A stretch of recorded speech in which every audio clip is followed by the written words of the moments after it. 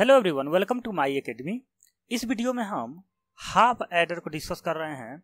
ये arithmetic circuit यानी digital electronics के अर्थमेटिक सर्किट में ये आता है और half adder, full adder, half subtractor, full subtractor, ये सभी टॉपिक आपको इसी में आता है अर्थमेटिक सर्किट के अंतर्गत और ये डिजिटल इलेक्ट्रॉनिक्स का पार्ट है। तो चलिए सबसे पहले मैंने आपको प्रीवियस लेक्चर में कॉम्बिनेशनल एंड सीक्वेंशियल सर्किट के बारे में डिस्कस किया था, तो वो मुझे लगता है आपको लेक्चर अच्छी तरह से समझ में आया होगा। तो उसमें मैंने आपको बताया था procedure of any combinational circuit, designing कैसे होता है किसी भी कॉम्बिनेशनल सर्किट का। तो ये भी एक हाफ एडर कॉम्बिनेशनल सर्किट है। तो इसमें सबसे पहले आप हाफ एडर के लिए ये थिंकिंग कीजिए कि क्या हो सकता है। दो इनपुट होगा, अगर किसी भी एडिशन करते हैं तो दो इनपुट के बिना एडिशन नहीं हो सकता, क्योंकि एक वैल्यू से ऐड नहीं होगा। तो मान लीजिए आपने इनपुट लिया ए और बी, ये आपका हाफ एडर कॉम्बिनेशन सर्किट है, हाफ एडर। और जो आपका एडिशन करेंगे तो सम आएगा और हो सकता है कैरी भी आ जाए आपका। तो ये हो गया आपका block diagram of the half adder. ये फिगर 1 है, जो कि ये है block diagram of half adder. उसके बाद ट्रूथ टेबल हम डिजाइन करते हैं। सबसे पहले ट्रूथ टेबल में आप देखिए,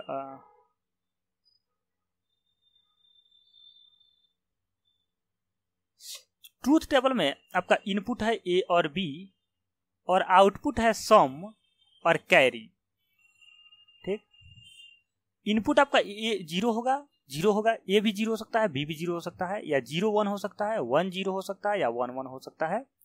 सम करे 0 0 तो 0 होगा और कोई कैरी नहीं आया, इसलिए कैरी भी 0 हुआ। और सम 0 और 1 को ऐड करेंगे तो 1 आएगा और कैरी 0 आएगा, और 1 और 0 को ऐड करेंगे तो 1 आएगा और कैरी 0 आएगा।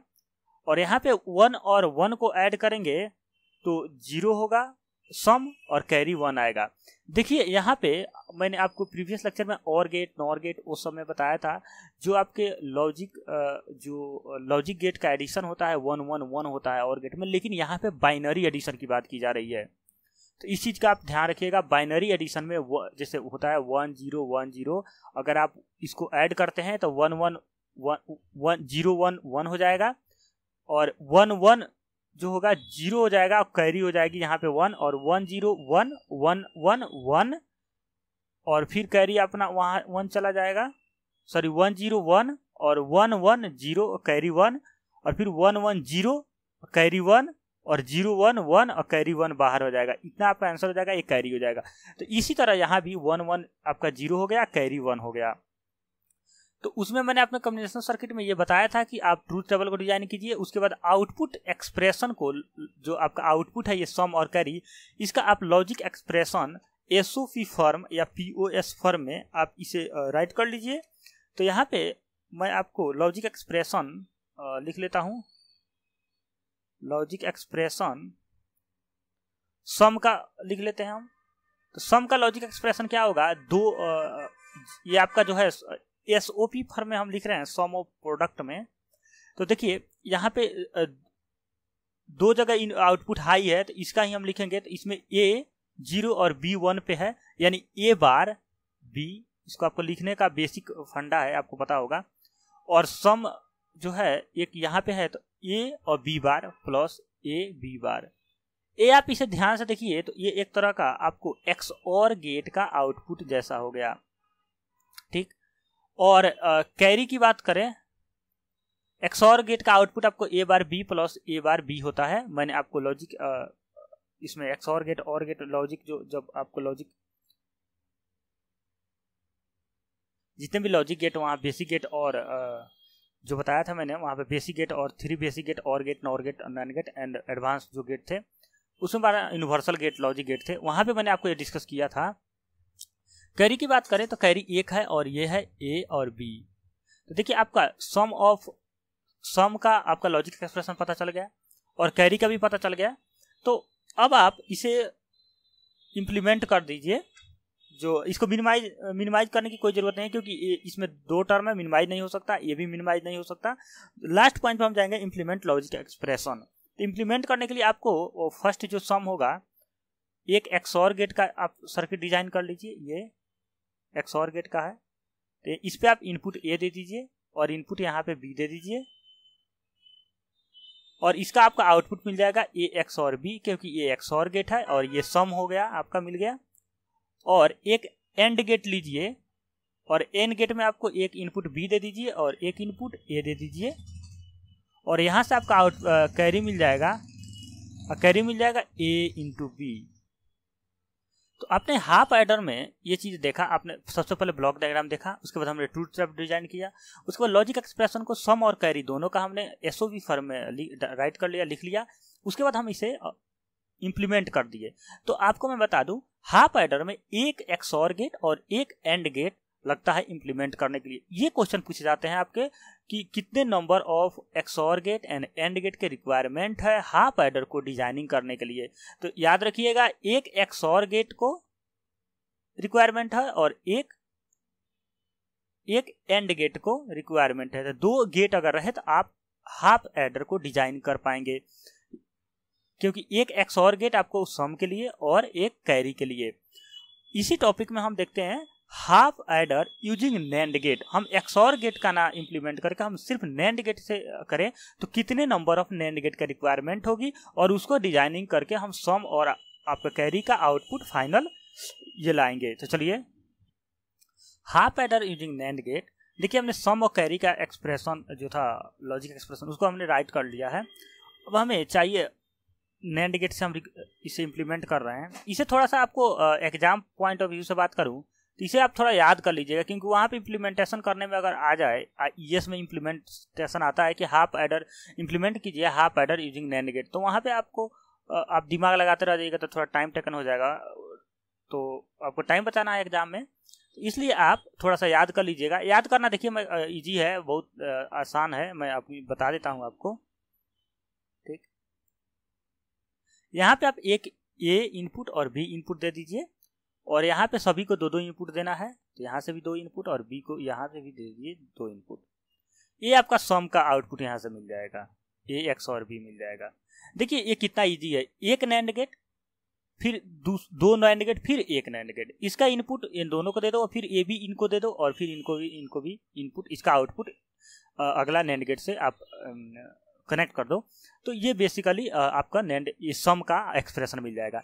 तो ये याद करना ज़्यादा मुश्किल नहीं है। देखिए कैसे आ गया, यहाँ पे ए और बी का बार मिला, ठीक, यहाँ पे ए बार इंटू ए बी बार का होल बार मिला, वहीं वहाँ यहाँ भी वही चीज़ मिला और दोनों का नैंड गेट से भी पास करेगा, तो फिर जब आप उसको एक्सप्रेशन को मिनिमाइज कीजिएगा तो आपको ये आउटपुट मिल जाएगा। लेकिन हमें कैरी के लिए क्या करना होगा, कैरी के लिए आपको पता है कि कैरी जो है आपका ए बी है, तो यहाँ पे ए बार बी मिल रहा है, तो यहाँ से आप इसे ले लीजिए और एक और नैंड गेट को से पास करा दीजिए, तो फिर नैंड गेट को इसको डबल बार कर देगा, तो डबल बार उससे कैंसिल आउट हो जाएगा, तो यहाँ से कैरी आपका निकल जाएगा ए और बी, ये हो जाएगा आपका carry.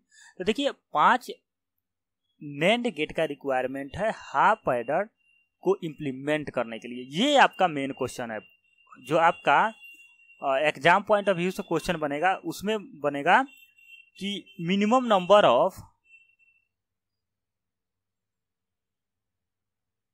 NAND gate required for implementation of half adder, यानी कि हाफ एडर को इम्प्लीमेंटेशन करने के लिए minimum number of NAND gate के कितने रिक्वायरमेंट है, कितने नंबर ऑफ नैंड गेट की रिक्वायरमेंट। तो याद रखिएगा आपका आंसर होगा 5 और ये आपका 4 लगता है सम के लिए, सॉरी 1 2 3 4, हाँ सम के लिए 4 और कैरी के लिए 2, एक ये कैरी और एक कैरी। हालांकि क्वेश्चन तो सिर्फ 5 ही पूछा है, लेकिन कहीं हो सके आगे एग्जाम में आपको पूछ दे कि सम के लिए कितने होंगे और कैरी के लिए कितने होगा, ये अलग अलग बताइए, तो आपको 4 और 2, लेकिन टोटल आपको 5 रिक्वायरमेंट होगी नैंड गेट की। ठीक, नेक्स्ट देखते हैं half adder using NOR gate. देखिए नैंड गेट और नॉर गेट से आपको पता है नैंड गेट और NOR gate universal logic gate है और इसे किसी भी लॉजिक सर्किट को इम्प्लीमेंट किया जा सकता है, लॉजिक गेट को भी इम्प्लीमेंट किया जा सकता है। तो इसीलिए हम इसको नॉर गेट और नैंड गेट को इम्प्लीमेंट कर रहे हैं, क्योंकि आईएएस में ये क्वेश्चन पूछा गया है। तो आपका यूजिंग नॉर गेट, हम नॉर गेट का इस्तेमाल करके, ये आपका पता ही है नॉर गेट है,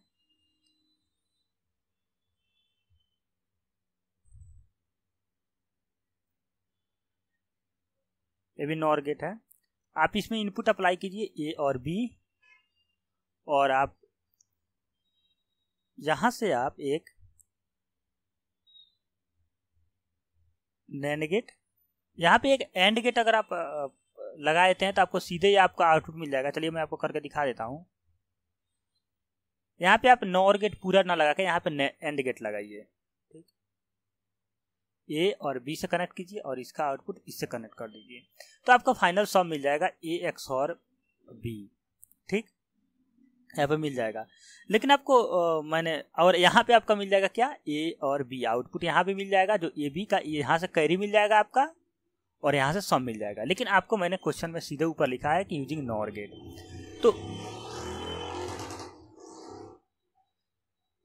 तो आपको ये आपका एंड गेट है, इसको भी इम्प्लीमेंट करना होगा नॉर गेट का। तो आपको बताया था मैंने बेसिक लॉजिक गेट में कि नैंड गेट को इम्प्लीमेंट करने के लिए 3 नॉर गेट की रिक्वायरमेंट होती है।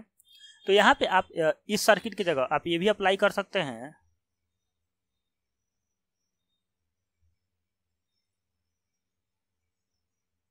यहाँ से आप ये और इसको B इनपुट दे दें, तो इसका जो फाइनल आउटपुट मिलेगा ये भी मिल जाएगा, ठीक। तो ये इक्विवेलेंट है इसके। तो आपको याद रखना होगा कि टोटल इम्प्लीमेंटेशन में नॉर गेट कितने रिक्वायरमेंट है, हाफ एडर का 5 क्यों है, क्योंकि 1 2 और ये एंड गेट हमने लगा दिया, इसके जगह पे 3 नॉर गेट लगेगा, तो इसीलिए 5 नॉर गेट रिक्वायरमेंट है हाफ एडर को इम्प्लीमेंट करने के लिए। तो इसीलिए आप याद रखिएगा 5, और सम के लिए आपका टोटल लगेगा 3, और कैरी के लिए लगेगा 3, सॉरी सम के लिए 5 और कैरी के लिए 3। सम के लिए 5 क्यों लगेगा, ये दोनों लगेगा ही, और ये तीनों इसका एक इनपुट इससे लग ही रहा है, तो इस सम के लिए 5 और कैरी के लिए आपका यहाँ पे 3, यहाँ से आपका कैरी मिल जाएगा। तो आप यहाँ पे नोट डाउन कर लीजिए, नोट करके यहाँ पे लिख लीजिए, नोट करके लिख लीजिए कि to implement XOR gate 2 NOR gate and 1 AND gate is use. अगर XOR गेट को आप इम्प्लीमेंट करते हैं तो 2 नॉर गेट और 1 एंड गेट की रिक्वायरमेंट होती है। ये क्वेश्चन पूछा गया है, minimum number of NOR gate required for the half adder implementation is 5।